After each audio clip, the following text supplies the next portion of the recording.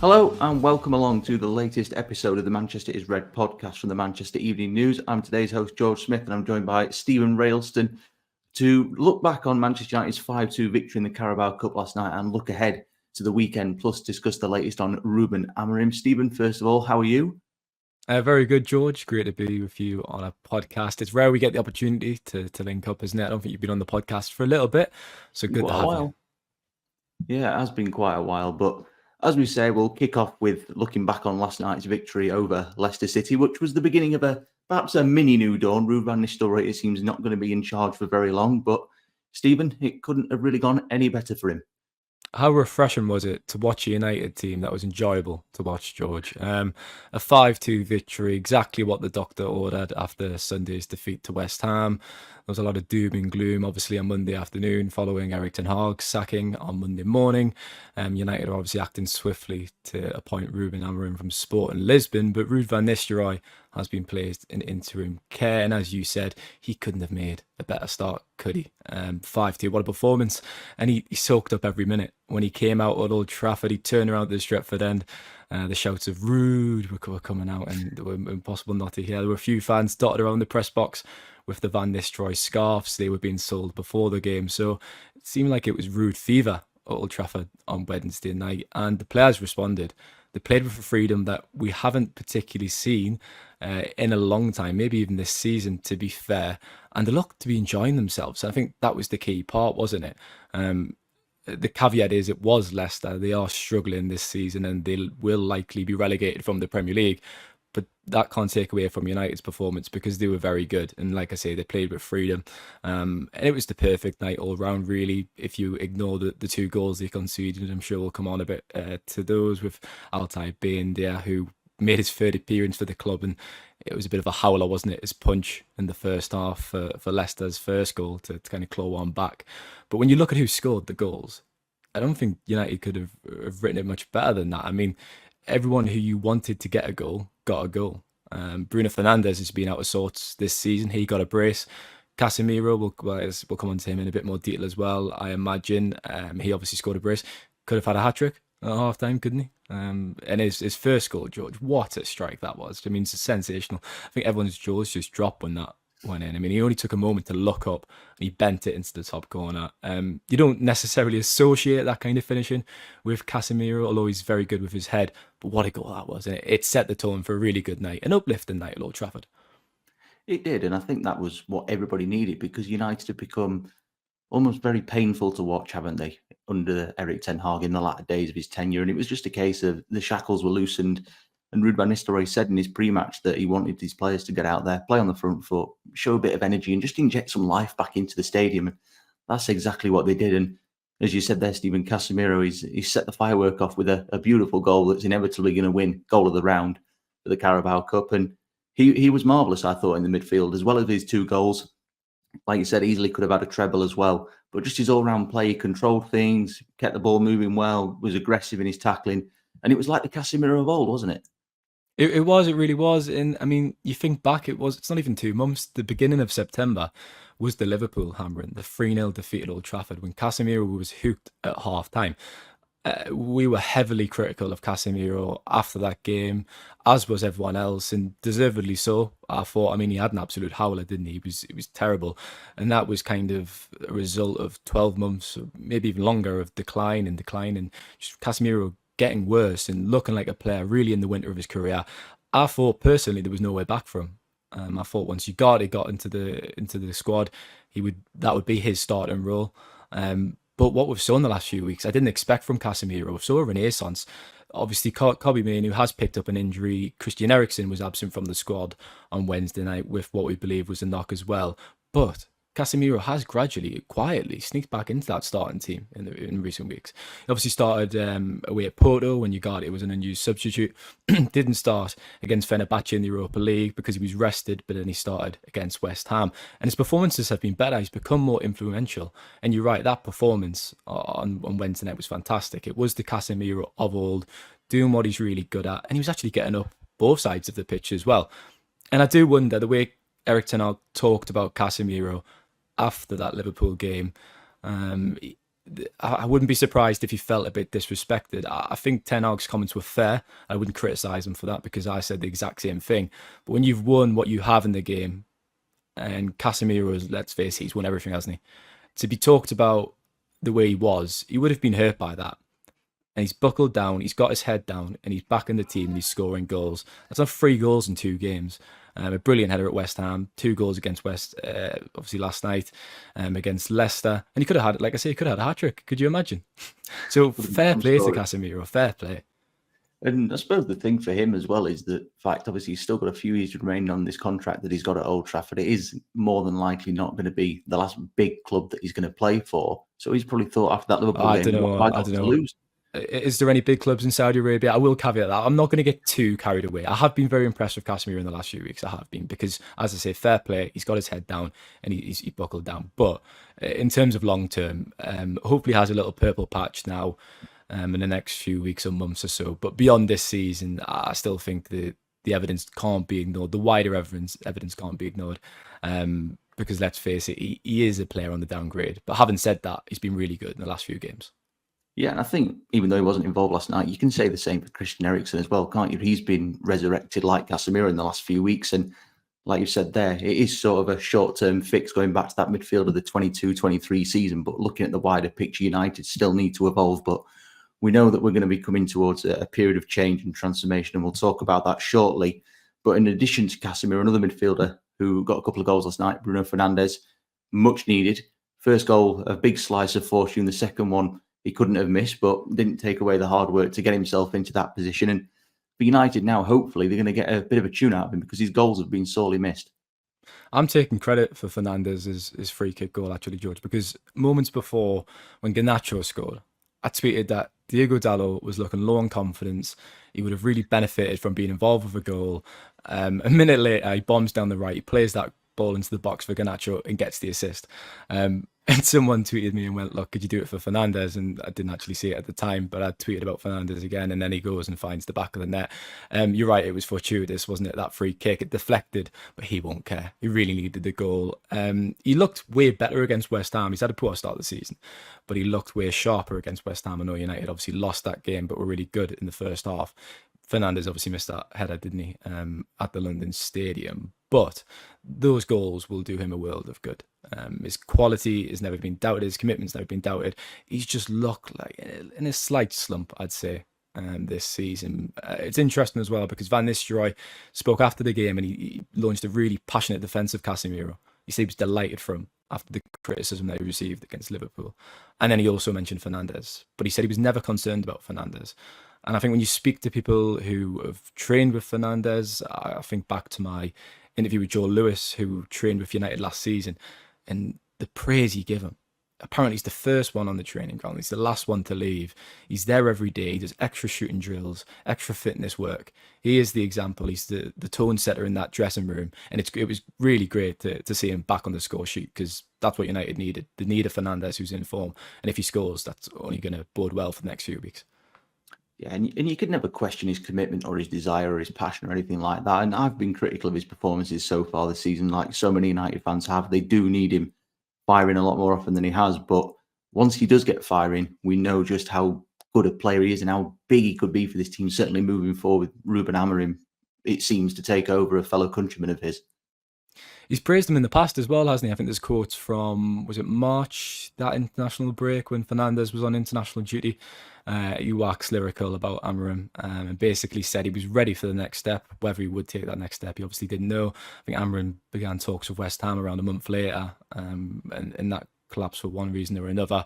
But United are going to benefit from that. I say benefit, hopefully benefit from that. Hopefully it will be a success. And that now looks imminent. It could be announced today. The expectation is it will be announced today. And going back to Van Nistelrooy, that's a really interesting point because at the end of the game, he waved to the Stretford end and he really, really revelled in it, really, the reception he received, which was brilliant.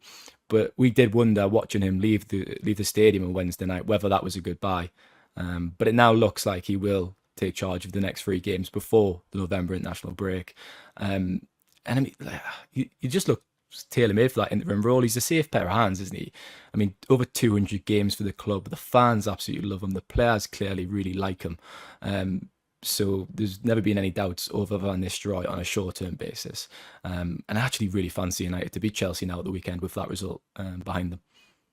It will have most definitely done wonders for confidence and lifted the spirits ahead of what is the bigger game of the two this week.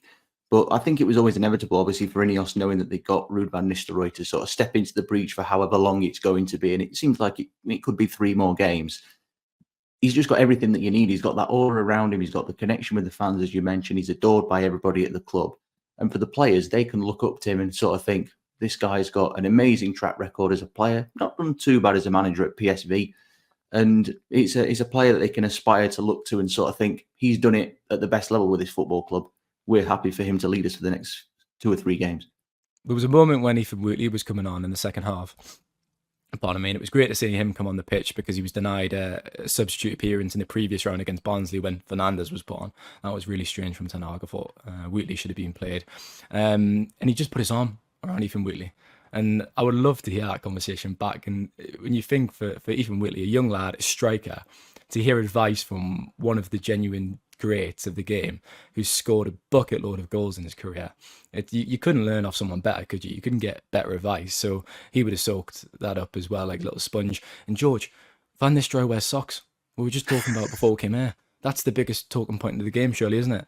Erik ten Hag's fashion sense was questionable, to say the least. I think I got some stick for observing that on social media, but Van Nistelrooy was dressed very smartly, and I liked his outfit, I must say. Yeah, if anybody's listening to this and wondering what we're on about, Stephen developed quite an obsession for Ruben van Nistelrooy and his socks on Wednesday night after Erik ten Hag rarely sported socks when stood on the touchline. I mean, to be fair, I think I was going to say he did wear socks, Ten Hag, didn't he? There would have just been ankle socks, but his ankles were on show, which is questionable. Yeah, it was certainly one difference, as well as the football on Wednesday night. But sticking with matters on the pitch, Alejandro Garnacho also on the score sheet on Wednesday night, taking his tally of direct goal contributions into double figures for the season already now. 6 goals, 4 assists, 10 overall in just 15 games. And bearing in mind that he was a late returning to pre-season, he didn't get many starts right at the beginning of the campaign. It does beg the question now, is he the most important source of flair and creativity inside this final third for United? Because the stats suggest that he most certainly is. Well, objectively, at the moment, he definitely is, isn't he? Because he's the team's top goal scorer with 6 goals. It was a tidy finish when Dalot played the ball across the box. I think it often looks quite easy, that finish, because it's quite literally on a plate, but he guided it quite well. And it's weird, I'm quite contradictory at the moment, because when Garnacho scores, I've actually praised the way he's finished and the techniques that he's used. But then on the other hand, there's been plenty of games this season when his finishing's been quite rash and clearly look like the area of his game that he needs to improve most. When you think back to the first half against West Ham, when he had those 2 chances, obviously he hit the crossbar, didn't he? And then failed to kind of tuck it in the right corner. That shot went around the post again in the first half. So great to see him on the score sheet. He's clearly thriving at the moment. And it's easy to forget how it was just 2 years ago Garnacho was playing in the FA Youth Cup final. 2 years ago, George. I mean, obviously it was April 2022, I believe, against Nottingham Forest, that game. In the Youth Cup final, obviously Garnacho starred alongside Kobbie Mainoo and Dan Gore. And when you look at Garnacho and Mainoo being nominated on the, was it the Golden Boy Award at the band, or was it the Kepper Award, or whatever it's called? Yeah, whatever rubbish it's called, yeah. When you see them nominated for that award, and 2 years ago they were playing for the under-18s, I don't think enough gets made of that, really. I think we almost take it for granted because they're such excellent players. They are both fantastic talents, Garnacho and Mainoo. United are lucky to have them. They've done very well with their development. The one thing they must try avoid is overplaying them. You look at the players that Barcelona have had in the last few years, obviously Pedri and Gavi, they're pretty recent case studies, aren't they? The warnings against overplaying young players. So I just hope Garnacho and Mainoo are both looked after. Obviously Mainoo is out at the moment with a little knock, a little injury. Garnacho had an injury recently, I think, but he played through the pain. But as you say, he's going from strength to strength at the moment, isn't he? He is, and when you consider that he only got 10 goals in the whole of last season, he's only 4 short of equaling that already, less than 3 months into the campaign. It does show that he is on an upward trajectory, and Ruben van Nistelrooy, you would think, for however long he may continue at the club, whether it's for the next week or so or long-term as part of the new coaching setup, he's going to benefit from his teaching. And as well as that, Stephen, it's now 101 appearances, and he doesn't turn 21 until next July. It's quite a staggering story for this young man when you stop and think about it. As you've just rightly said there, Youth Cup 2 years ago, and now he's already a Man United centurion. I mean, I remember there was a certain aura, I don't know if that's the right word, it probably is, around them during that Youth Cup campaign, Garnacho. You could tell he was the talisman, obviously. He scored the goals in that team. Manu kind of went slightly under the radar in the early rounds, and then it became clear that he was making the team tick from midfield with Dan Gore, that partnership. But Garnacho got the most praise. He made the headlines. Everyone was talking about him. He did the Sue celebration, didn't he, at Old Trafford in front of thousands of people. And I think what was most impressive about Garnacho during that time was he didn't look phased by the occasion. He looked buoyed by it. When he would play at Old Trafford, he'd come alive. It is often a test for young players to play in such a big stadium for the first time when the lights are on, the floodlights are on, there's thousands of fans in. They usually just play at Leigh Sports Village, and it's a terrible stadium, as I well know. So to go to Old Trafford, it's a test, and some will shrink and some will rise. And Garnacho definitely rose when he played at Old Trafford. And physically, I think he's maturing as well. I think he's added a bit more muscle, and that will be important. I think some fans have actually questioned whether that is the right thing to do. But in the Premier League, you have to be physically up to scratch because you are going to come up against imposing fullbacks. So Garnacho has developed in that regard. And look, there's still some way to go. He's still only a young lad, but very, very promising signs. The aim this season had to be double digits in goals and assists. And as you've said, he's already well on his way in that sense. He is. And I think the thing for me with Alejandro Garnacho, and it's something that I've always said about him, is that he's that player that's going to get fans out of their seats. He's going to excite them. He's going to bring energy. Thought he was excellent in the win over Brentford prior to just over a week or so ago. And obviously the goal was magnificent. And then again last night, even though obviously only got the one goal, which was a very well taken finish, he was still dangerous and still looking to make things happen. And that's what the fans are going to want to see, more players like him who are willing to take risks, willing to create chances. And if United could sort of mould him and sort of get Marcus Rashford in the same mould as him, playing the same way, United would be very happy indeed. But moving on to the other end of the pitch, Stephen, bit of a disappointing night in that sense that they did concede 2 goals, which made it an absolutely bonkers first half, it must be said. You mentioned earlier about Altay Bayindir dropping a bit of a clanger for the first goal. He won't be very fond of watching that back. Aside from picking the ball out of the net twice, though, he didn't have an awful lot to do. So United weren't exactly disastrous defensively, but it's clearly an area for Ruben Nistelrooy to work on.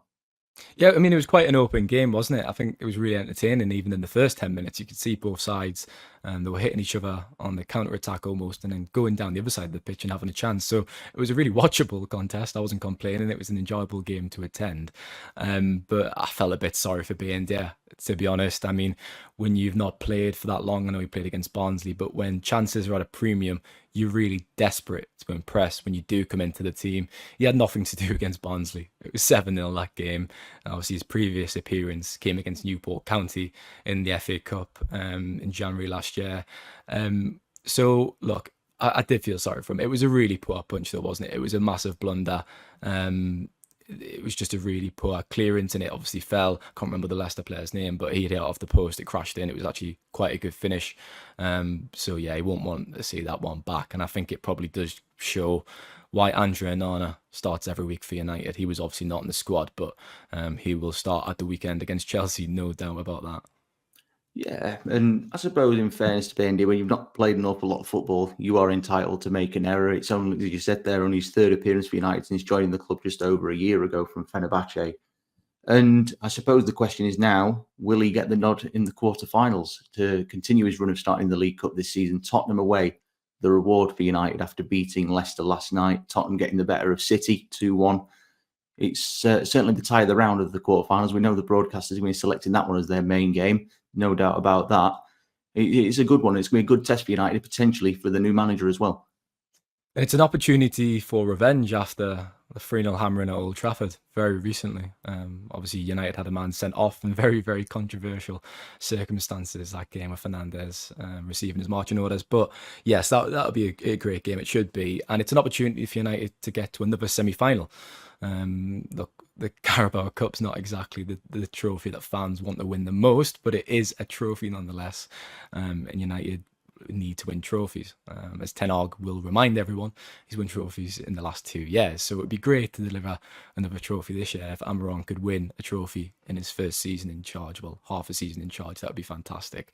But no, going back to Baines, yeah, I'd say it's a certainty for him to be dropped for that game. Anana will be back into the side. And it's probably worth talking about Joshua Zirkzee a bit, George. I don't think we've mentioned him, actually. Pardon me. He was quite poor again, dare I say. He had a chance, I can't remember if it was in the first half, but Garnacho did really well to get his head up and pick the right pass. And kind of Zirkzee just put it straight down Danny Ward's throat. It was a very poor shot, actually. It was in the second half now, I remember. Yeah, it was. I recall it. Yeah, but look, his link-up play is brilliant. We've seen that with Zirkzee. He really does well in bringing his teammates into the game, but he's clearly not a natural goal scorer, is he? And United needed a natural goal scorer in the summer.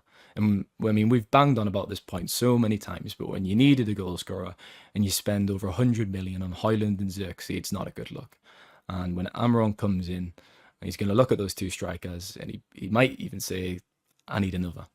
I still believe Højlund will come very good, and he's got all the attributes to be a long-term success. But when you talk about a striker at United, you need your striker at United to score 20 goals a season if you want to challenge at the top of the Premier League. Højlund at the moment isn't scoring at that rate. I think he can, but it will take time, and that's the problem, isn't it? So maybe it will just be a case of being patient if funds are tight in the summer and Amorim wants to address other areas of the squad. Maybe that'll happen. But there are little question marks, should we say, around Zirkzee, considering he's a striker and he was signed to support Højlund and score goals, and he's not doing much of that at the moment. No, he came in though, didn't he, and openly admitted straight away that I'm not a natural number 9, I'm more of a 9.5 that will link the play, which you've said, Stephen, to his credit, he is very, very good at. It was certainly brilliant, I thought, in the game at Crystal Palace in September. Thought it was excellent that evening. It's very hipster, isn't it, saying 9.5? Sorry, yeah. But it's true. It is true. He is like that. He is. He just sort of picks up that hole, doesn't he, between the strike force and the midfield. But he is good at that. But in terms of a natural goal source, it's not looking like it's going to work out at the minute. But things can change in football. We know that. But for Rasmus Højlund, like you said, I agree. I think he has got the credentials to come good. And he got 16 goals last season. That was a pretty respectable figure for a team that didn't have the best season collectively. And he did arrive injured as well, let's not forget. And United obviously have not seen much of him so far this season, certainly not as much as they would have liked. He's got a couple of goals recently. So fingers crossed they can find a way to get him going. But the natural reality is, I would think, that having signed Højlund last summer and Zirkzee this summer just gone, are United going to invest another lavish amount of money in another number 9? It does feel unlikely at this stage, doesn't it?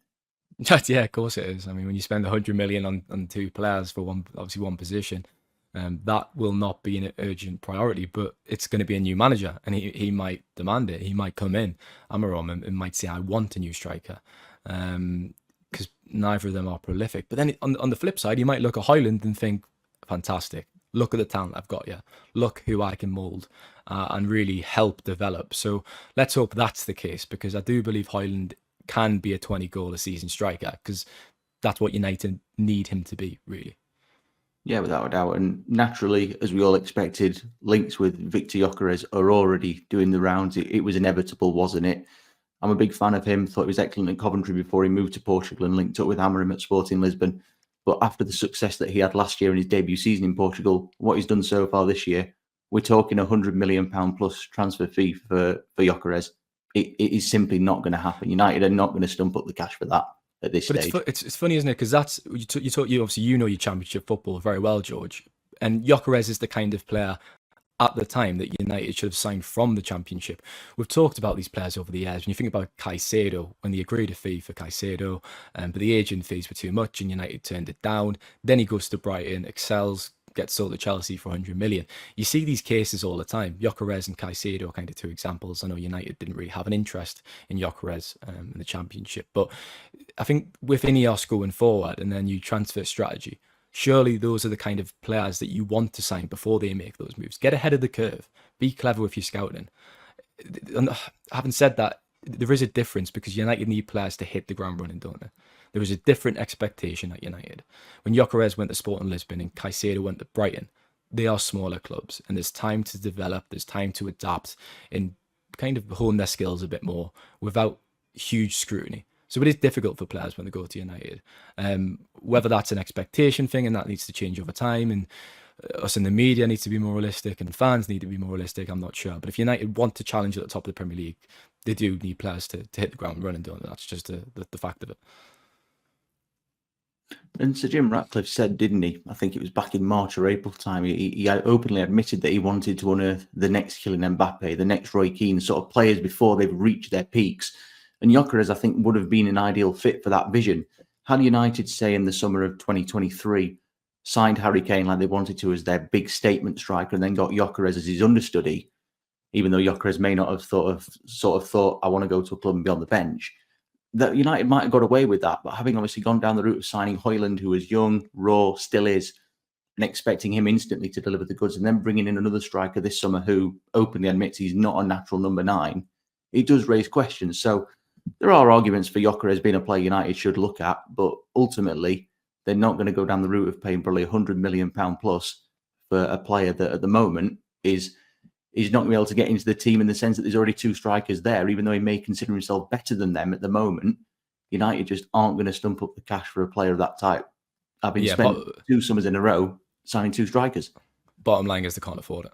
That's all we need to say about that. They can't spend over 100 million on a striker, Yeah, and that does conclude part 1 of the Manchester is Red podcast. In part 2, we will look at the latest on United's pursuit of Ruben Amorim and look ahead to Sunday's game against Chelsea at Old Trafford. Welcome back to the Manchester is Red podcast. Myself, George Smith, and Steven Railston with you on this one. And Steven, we've discussed in part 1 reviewing the win over Leicester on Wednesday night and the prospect of Ruben Amorim coming in, and we're now going to look at that in a little bit more detail. Stephen, you and Samuel Luckhurst, our colleague, did the story last night that United have agreed a deal with Sporting Lisbon to bring him in. Other outlets now reporting that it does seem to be very, very close to getting done.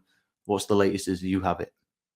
Yeah, I mean, this one's moved quite quickly, hasn't it, to be fair to Ineos? I mean, they botched the decision with Erik ten Hag in the summer, and it took them a while to take ownership of that mistake and sack him, but that happened on Monday morning. It then emerged kind of Monday evening that Amorim was the front runner. On Tuesday, Sporting confirmed that United had expressed an interest in triggering his release clause, which was €10 million, so that's around £8.3 million, and United agreed a fee yesterday, as we understand it. So that it's all basically done now. Amorim will be United's 6th permanent manager since Sir Alex Ferguson.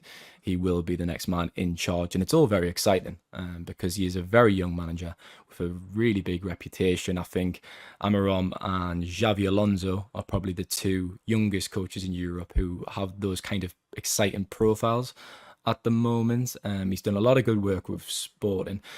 When we've discussed the candidates who could replace Ten Hag in the last 6 months, we've always kind of touched on Amorim, and I don't think he's not exactly jumped off the page, should we say.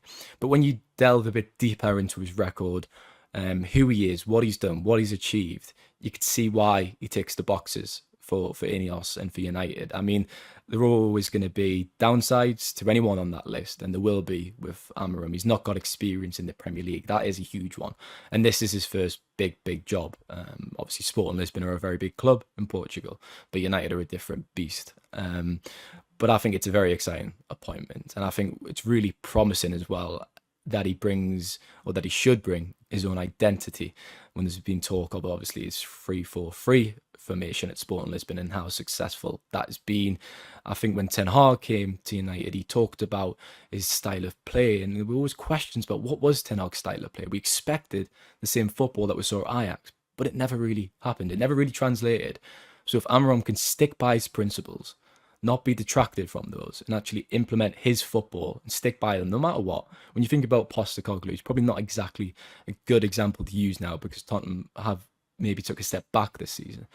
But I want to see a United manager stick by the principles, have the fingerprints visible all across the pitch, and just give fans something to get behind. And I think he will. So promising. And I'm looking forward to watching his first game, which will seem to be against Ipswich on November 24th. As I said in the first part, looks like Van Nistelrooy will take over the next 3 games and continue in his interim role for a little bit longer. Yeah, I have to agree with you. I'm excited by it. I think it has got the potential to work. Obviously, every managerial appointment, like any player transfer, it carries a degree of risk. There are no guarantees in this sport that anything's going to work out. But we've seen United ever since Sir Alex Ferguson retired. They've tried various avenues of experience, big names, potentially up and coming in Solskjaer, Ten Hag, not quite reached his peak. They felt there was something more to give.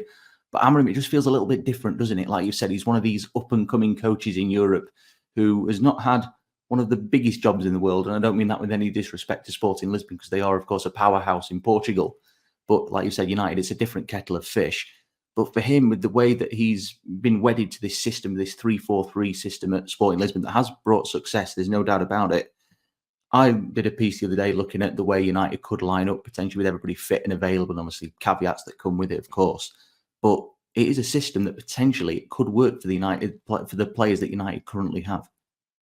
It'd be interesting to see which defenders start, I guess, because I mean, when Lenny Euro is signed for the club, he's not even played, he's not even kicked the ball yet because of the injury he's sustained in pre-season. But you think it would be Euro, De Ligt and Martinez, wouldn't you, as the back three?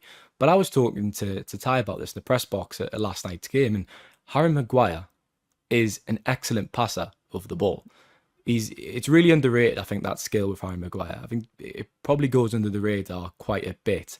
And when you think about how he thrived in that system for England with Gareth Southgate, I know Southgate eventually moved away from 5 or 3 at the back, whatever you want to call it, with England, and progressed to the 4-3-3 more recently. But Maguire has experience of playing in that system, and I think he could be a big winner of it, actually. Euro is still very young, and he's not kicked the ball in the Premier League yet.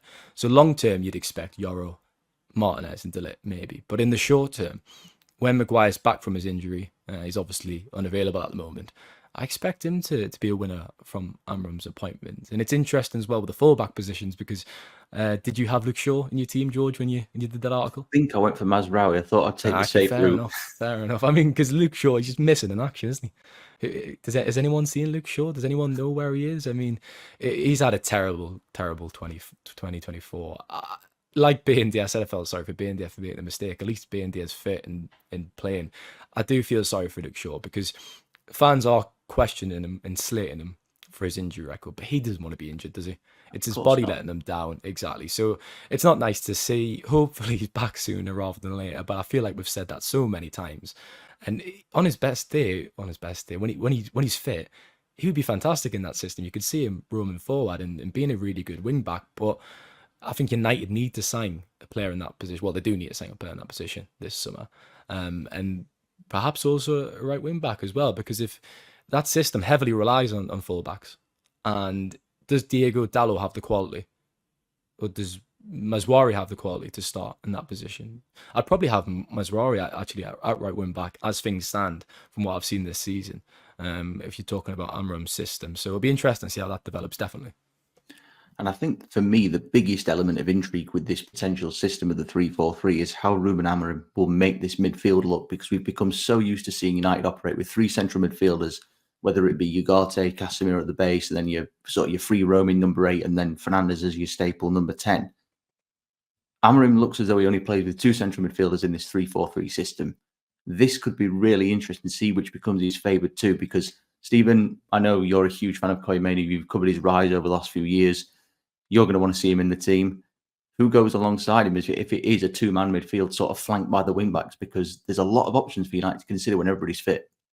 Well, the 2 undroppable players, when you look at United's team, when you think of some of the most talented individuals, I think of Fernandes and Manu, to be honest, straight away. And you're right, if he is only playing 2 midfielders, could it not be 2 defensive midfielders and Fernandes sitting ahead of them, perhaps?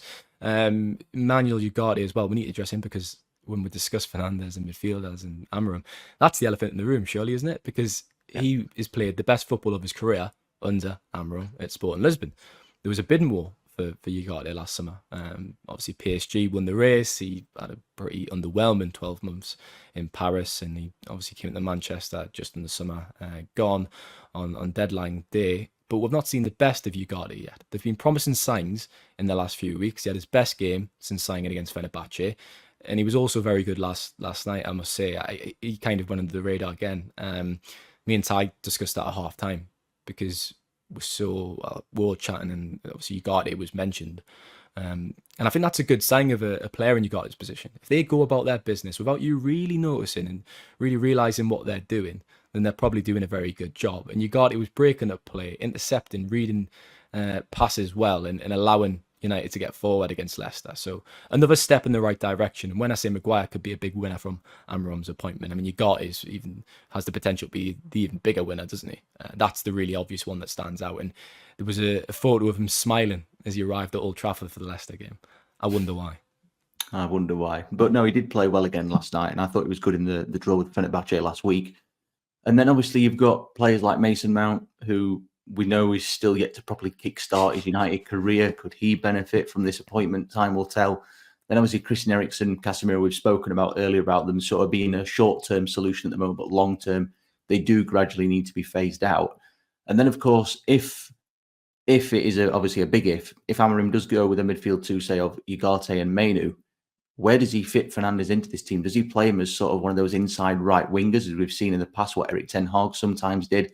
But then that means Rashford or Garnacho have got to be sacrificed, presuming Højlund continues as the main front man. There's a lot of ifs about this, but United fans wanting to see an identity, a manager stick to his principles. And with Amorim, it does seem like he will do that. Yeah, it's going to be so exciting. It is. And the Ipswich game, if that is his first game in charge, which it seems likely, as we've said, everyone's eyes are going to be on that. It's going to be fascinating. We use that word quite a bit, but it generally will be. Look, things have gone so badly with Ten Hag, and tactically it just wasn't working. So to see a manager come in that can hopefully give the team an identity, that is going to be something to really, really look forward to, and it'll be so refreshing. That performance last night was refreshing. To watch United in 3 goal scoring form. I mean, Erik ten Hag must have been sitting at home and thinking, bloody hell, where was this performance on Sunday afternoon? He must have been scratching his head. It's odds law, that, isn't it? Although I actually thought it was inevitable, because they struggled so badly to score goals against West Ham in that first half. I thought it was inevitable to score 4 or 5 against Leicester, and they did. But yeah, an exciting time ahead with Amorim looking to come in pretty imminently. Yeah, and just lastly on Amorim before we move on, I know United fans are probably sick to death of this feeling that they've had over the last sort of 10, 11 years since Sir Alex Ferguson left. Again, it is, though, going to require an element of patience, isn't it? Yeah, it is. I mean, I think you've got to look at the Premier League, don't you? Pep Guardiola is still at Manchester City. You can look at Mikel Arteta at Arsenal, but he's not exactly as intimidating as he or as accomplished as Guardiola. And I think when Guardiola leaves, he's clearly in the latter stages of his tenure now. I'm not sure how much longer he's got left at City. It will be more of a level playing field. And if Amorim can come in, get his style of play across, make his own signings, prepare for around a year and a half or whatever it takes, and then Guardiola leaves City, that's going to be a real opportunity. And I think the Premier League's not going to change until then. Pardon me, because Guardiola has just been so good, hasn't he? I think everyone just thinks he's an absolute freak because of what he's done to football, and he has made it a little bit boring, I must say. Pass, bring back 4-4-2 in that kind of football, I'll say. But no, he's just changed the game, hasn't he? And he's dominated football, unfortunately, for United. So with Amorim coming in, can he be the man to take them back to the top of the Premier League? He has to be. That's why that is the remit when you appoint a new manager at United. The standards have dropped so much in the last 18 months. Yes, United have won the FA Cup, but they finished 8th in the Premier League. They recorded a minus goal difference, the 14th in the Premier League as we record this podcast. And that just isn't good enough. And when you look at that squad, look at the talent that was on show against Leicester. Yes, it was Leicester, but individually, I mean, there is some fantastic players in that dressing room. There is, and there's talk of needing a squad overhaul. And again, when another manager's lost his job, I expect Amorim to do a lot of good quite quickly with this team, actually. And I think you'll see United moving up the table pretty quickly when he does arrive and take charge. Yeah, United certainly need one of those new managerial bounces, that's for sure. And Pep, of course, another football expert that has praised Amorim in the last few days. He's spoken glowingly about him this week and in the past as well. That's never a good sign, mind. when Guardiola praises a manager, it's obviously I think it's quite often condescending, I think, when he speaks about other coaches. Yeah. But as you said, Stephen, it does look as though Ipswich away will be Amorim's first game on the 24th of November. So still a few weeks out from that. 3 games before then, all in the next sort of 10, 11 days as we record this podcast. starting with the visit of Chelsea on Sunday to Old Trafford back in the Premier League. So often a big game when these two meet. Added spice to it with Ruben Nistelrooy at their helm for this one. If you think back a few years, Michael Carrick took charge of a trip to Chelsea when he was in interim charge. I think that may have been his first Premier League game in charge after Solskjaer left as well, off the top of my head. It's going to be an interesting one, but the bottom line is United need to win this after that defeat at West Ham last time out. They need to start climbing the table and quick. It's a huge game. It always was in the calendar, even before Ten Hag left the club. And you're right, when you think about Michael Carrick's interim tenure, obviously 3 games, went undefeated, 1-2, drew 1. He had a very good record. Van Nistelrooy will be hopeful of doing the same. Perfect start on Wednesday night. It was only Leicester, of course. Chelsea are going to be a much tougher test. They've made a lot of progress this season with Maresca at the club, obviously with his appointment from Leicester, ironically. But they're playing a more expansive style. He's kind of picked up the baton from Pochettino and continued his good work down at Stamford Bridge. So again, it's going to be a really interesting game. I actually, as I said, fancy United now. Got the wind in their sails. There's a bit of momentum. They should be playing with freedom. They've got nothing to lose. And when an interim manager comes in, that's what it provides, doesn't it? I mean, he can say that they know he's not going to be there long term. And they can play for him for a few games because it's Ruud van Nistelrooy. It's Ruud van Nistelrooy. Shall I repeat that again? It's Ruud van Nistelrooy. He's loved by the players, and that will help in the dressing room. So look, a really good game to look forward to again on Sunday. Yeah, it should be a good one. Hopefully United can come out on top. And of course, it does begin a hat-trick of home games in the space of 8 days, with PAOK to come in the Europa League next Thursday evening and then Leicester again next Sunday. United obviously signed off for the last international break on a real whimper, that dreadful 0-0 draw at Aston Villa, which nobody wants to remember. If United can get a bit of momentum going into the pause with, say, 3 wins out of 3, or even 2 wins and a draw, for instance, to sign off the international break, Amorim then comes in. The new era officially begins immediately after at Ipswich. This is an opportunity, looking at United's fixtures. Chelsea, obviously the hardest one on paper, and we know the game isn't played on paper. United's results so far this season have been far too indifferent for what they needed to be. An opportunity beckons for Ruud van Nistelrooy to have a really good week here if he can get the players buying into his methods, which he clearly did last night. Absolutely a huge opportunity, and to give Amorim the opportunity to come into the club on the back of a really good little period. I mean, if he can come in and take over when United have got a bit of confidence about them and have had a few wins under the belt, that's going to be a huge help for Amorim when he actually does take charge against Ipswich. But I mean, we talked about this kind fixture list earlier in the month. After the October international break, obviously United had Brentford, Fenerbahce, West Ham. They've just played Leicester. As you said, they've got Chelsea, PAOK and Leicester again in the Premier League. There's a case to be made. They should win all those games. They should have won all those games. Obviously beat Brentford, drew against Fenerbahce. We all know what happened against West Ham. They should have won that game. But if they can win the next 3 games, there'll be such a feeling of positivity with the new manager coming in. I think that's the key, isn't it? We've had a real lack of that this season and the league campaign last year. It's never fun to pick apart really bad performances. We'd rather talk about good performances, good uplifting results.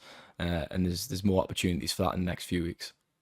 Yeah, and things can change so quickly. Just looking at the upcoming fixture list here in front of me, and presuming, as we've said many times already, Amorim is going to take charge of that Ipswich game first up. He's then got back-to-back home games against Bodo Glimt in the Europa League, then Everton in the Premier League. There's no such thing as an easy fixture list in the Premier League, but it's certainly a favourable chance for Amorim to hit the ground running, you would think. I think the point to make is when Erik ten Hag was in charge, you were looking at those games and you weren't particularly fancying United, which was why he had to go. Yeah. You think back to that Coventry game in the semi-finals of the FA Cup. People fancy Coventry to win that match. How insane is that, looking back with the benefit of hindsight? Coventry. Lads, it's Coventry. United breezed past Leicester on Wednesday night, and everyone expected them to breeze past Leicester. But Leicester are a Premier League team, and I know United should be winning against Leicester at home in the Cup, but they did it with minimal fuss, and that's how it should be. When you think back to that Coventry game, I mean, that was a joke, wasn't it? It really was. So, look, promising signs moving forward. It's going to be a new start, a new era, and every fan will get behind Ruben Amorim. And I think just finally, that was the difference last night, wasn't it? Obviously, they went out there, scored 4 by half-time, got the 5th after the break, could have had even more. But we've just become so used to seeing United sort of limp over the line, even when they did win games in the last stages of Ten Hag's era. And having said that, realistically, Barnsley aside, there was never really a convincing victory under Eric Ten Hag at any point. And I know Barnsley are League One and you can only beat what's in front of you, but it does kind of set the tone for what the whole era was about. United never sort of stamped their authority in games under Ten Hag. It was very sort of in moments, as Roy Keane often said, they popped up in moments. But hopefully now for Ruben Amorim, if he can inject this style of play once, so United can become that dominant force again, playing with expansive freedom and scoring goals and just basically giving the fans something to get excited about. United should be beating these teams. And that's not arrogance. That's just because of the talent they have on the pitch. Look at that West Ham game. They could have been 4-0 up at half time. Manchester City or Arsenal would have been 4-0 up at half time. So they clearly can do it. For whatever reason they have not been, or they did not under Eric Ten Hag. They always had a tendency just to struggle to put teams to the sword. Why, I'm not exactly sure, but that was a point of frustration, I think, for fans, because you want to see United put on these brilliant performances. And that's why last night's game was so refreshing. So yeah, if Amorim can restore a few of those performances, I mean, he can only do his best and put the players out on the pitch, and we'll see what happens. But it'll be great to see United putting teams to the sword again, if that does happen. Well, fingers firmly crossed. And that does conclude this episode of the Manchester is Red podcast. We'll be back again next week to review the game against Chelsea on Sunday and no doubt reflect on, well, all being well, the appointment of Ruben Amorim at Old Trafford. It does seem very likely now that is close and going to happen any day now, possibly even today. So do rejoin us again next week on Monday. Myself and Stephen will be back. Have a good weekend and we'll catch you again very soon.